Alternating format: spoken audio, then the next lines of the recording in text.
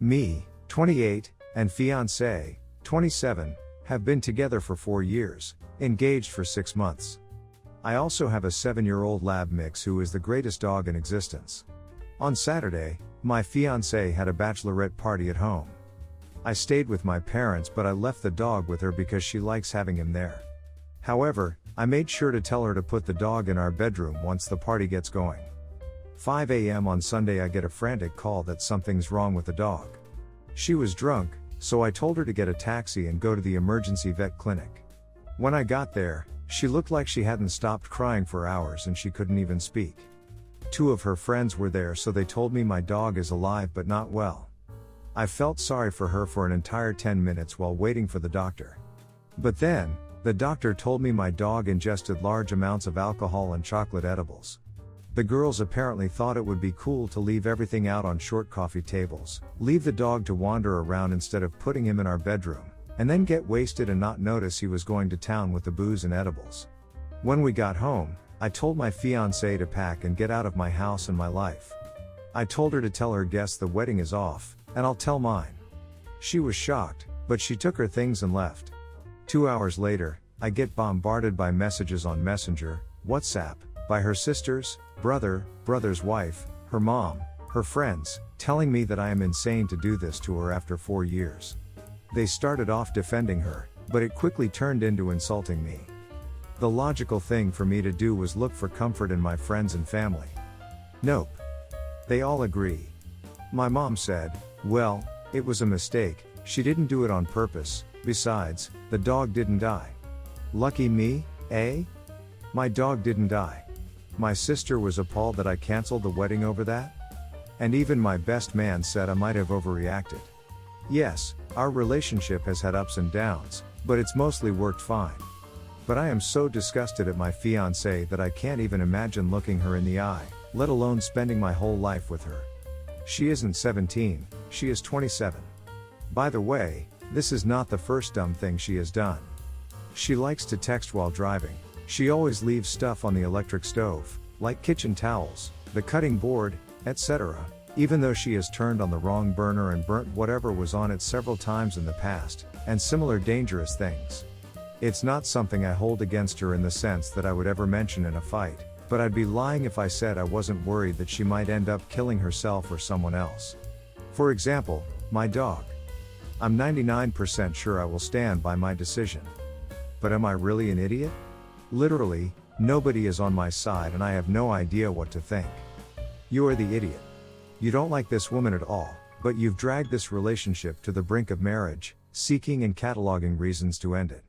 You found your unforgivable reason, which was clearly a mistake on her part, and you have used it not only as a reason to cancel the wedding but also as a reason to terminate the relationship entirely and illegally evict her from her home.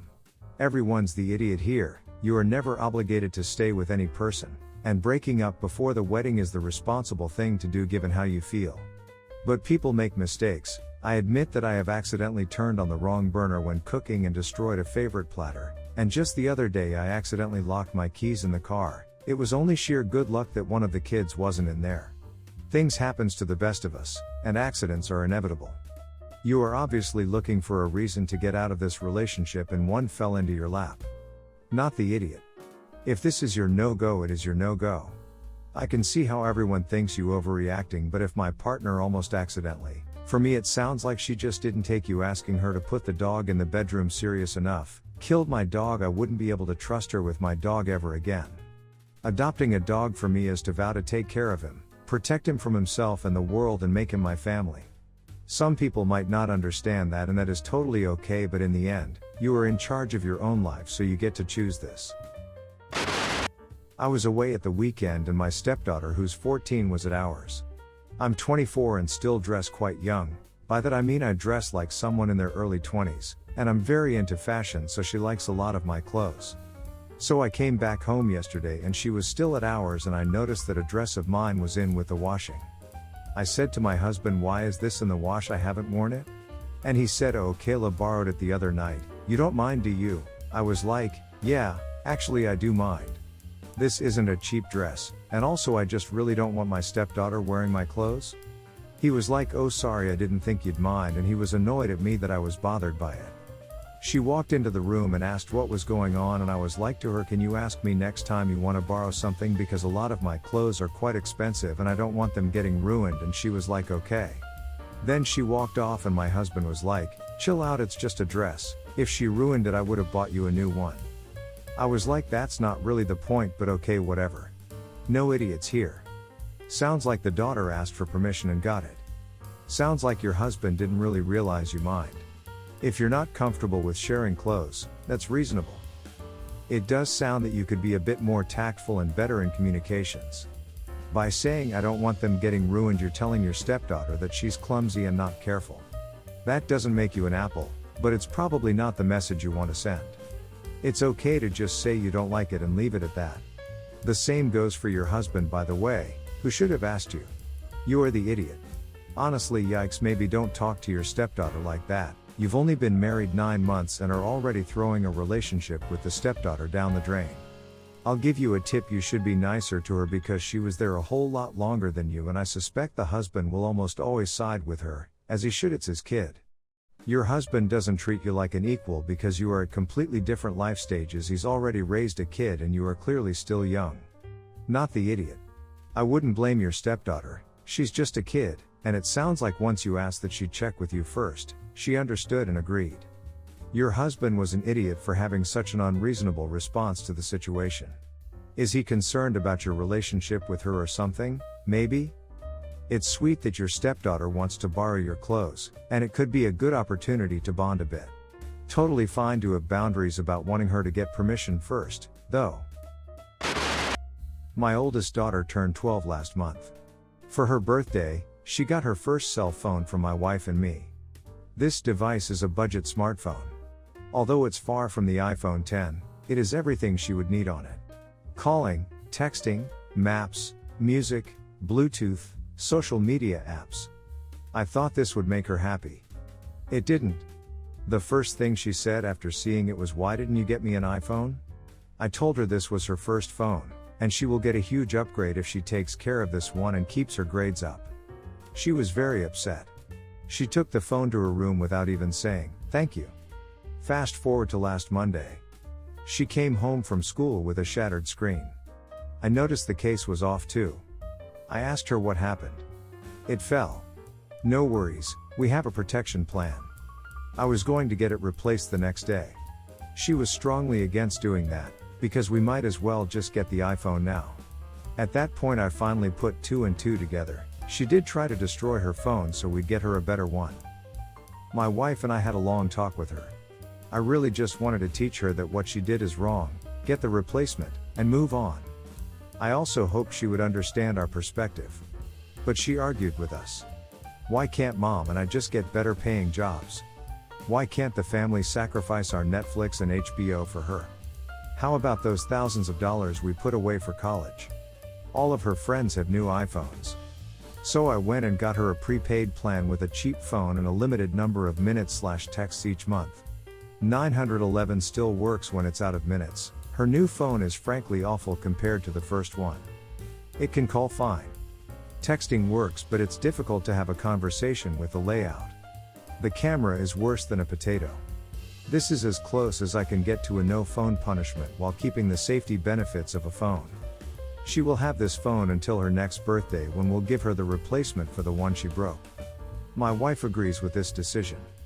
My wife's friends think we are being too harsh. I fail to see what makes this a cruel and unusual punishment. We bought her a phone, she broke it with the intent to deceive us, and she refused to apologize. Taking away her smartphone privileges in a way that does not jeopardize her safety seems perfectly reasonable to me. Not the idiot. Although of course peer pressure is a mighty thing at 12, breaking a gift to just get what she wants was over the top. Especially after you told her she wouldn't be stuck with the first phone forever.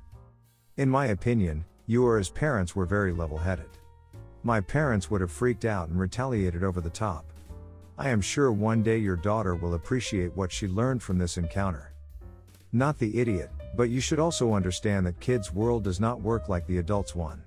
If I started to use some old phone, nobody gives a heck about it, but for a child, this type of stuff is a little bit more important. I think their brain can't comprehend what is important, especially if you add peer pressure coming from all the other kids using the iPhone. I definitely don't say you should buy a new phone, your punishment is absolutely perfect, but maybe your children didn't mean the things she said. Don't go too harsh on her, don't break your relationship with her. Not the idiot. It's very generous of you to buy her a phone again. After that I certainly wouldn't. No phone for you. Replacing her phone would just teach her that being manipulative will get her what she wants. Also, she sounds spoiled already. All my friends have an iPhone. I don't care what your friends have, this is what you have, so you can take it or leave it. Then again, I didn't get my first phone until I was 17 and it was a flip phone. It's been a wild ride, those past 2 years. I've met the love of my life in 2016, wasn't thrilled about him having a kid with his previous partner, but went along with it because he claimed they got along nicely and even witnessed a few phone calls that confirmed that. We moved in together rather quickly but decided it would be best to wait for me to meet the little guy, so on their days together I stayed at my parents' house. After 10 months, the day we should meet came and went, as I waited in the house for my partner and his son to arrive with snacks, video games, and whatnot, but instead, he came home alone, crushed and disappointed. He explained what happened when he went to pick the little one up from his ex's house, and I finally got her number. She was a manipulative one, who got along with her ex as long as he was single and alone. Once he let her know he was dating again, which I thought he already did do, she went insane. She would stalk them when they were together on their rare days, only to make sure I'm not around. She even looked for my car around town, so she would be 100%. I caved through all sorts of drama. I found out his young, healthy ex hasn't worked in 7 years and he pays more than €2,000 a month for all sorts of stuff for them, but she keeps buying expensive things for herself, all the while turning their child against his own dad who loves him so much, he won't take any legal actions for his sake. Yesterday I finally snapped.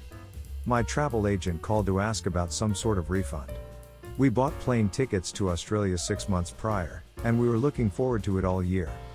I got into my car and sped to the travel agency. They let me know what my amazing boyfriend did. He canceled our tickets and bought his ex and child plane tickets to LA, we live in Southern Europe, to go see Disneyland instead. He also paid for the hotel, car rent, and tours reservations. I broke down right there and then. I feel sick to my stomach. Not only because he did that, but that was my money too. That was the first time I yelled at my partner. He offered to give me back my share of money and asked me to be reasonable.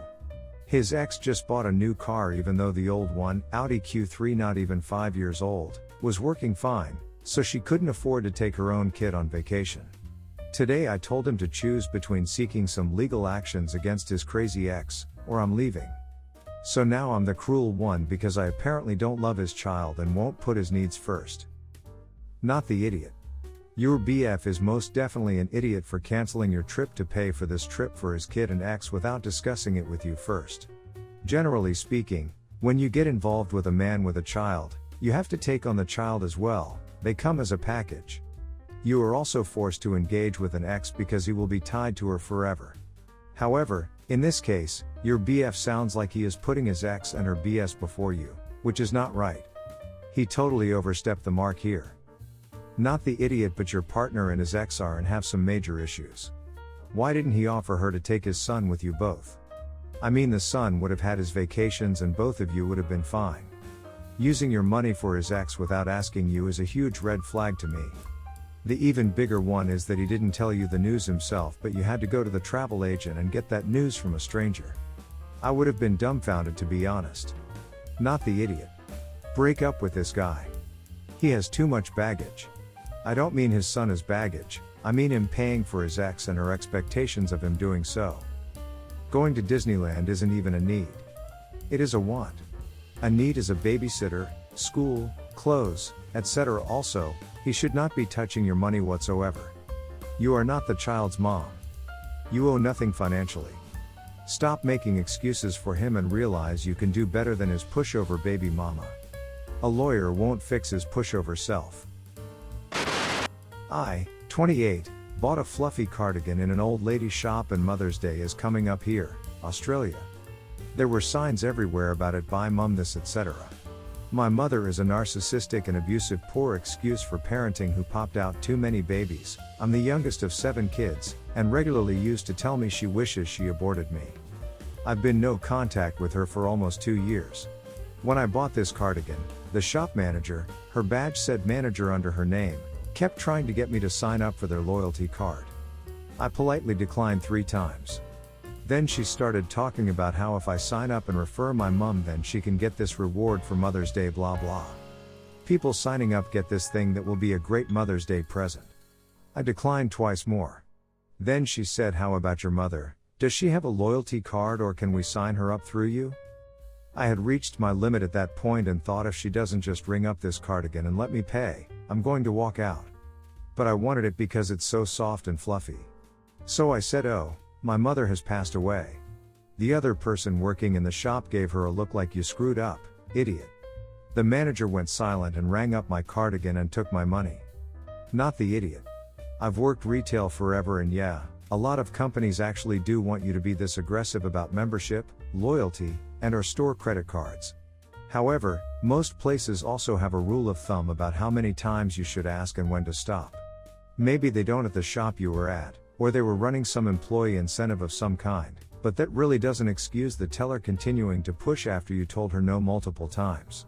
Hopefully, she will think twice about trying to strong-arm people so intensely in the future because, in my opinion, that was abysmal customer service. Not the idiot. My mom is dead, passed in 2014. I detest these pushy stores and salespeople treat your mom on her special day. Not everyone has a living mom. Not everyone has a good mom. I think you were absolutely right to tell her your mom is dead, but I'm so sorry she's not a good parent. That is really awful for you and your siblings, and I hope you've built a family out of people who love you. Not the idiot, your relationship with your mom is irrelevant. You just used a nuclear option to end an awkward transaction. If the manager feels embarrassed, she had it coming. As someone who actually lost their mother in April 5 years ago, having Mother's Day the month after that date can be annoying. I go with a firm no, thank you, and never justify myself because I don't owe you an explanation. I get that the lady was doing her job, but part of the job description is learning when to take a no and stop insisting.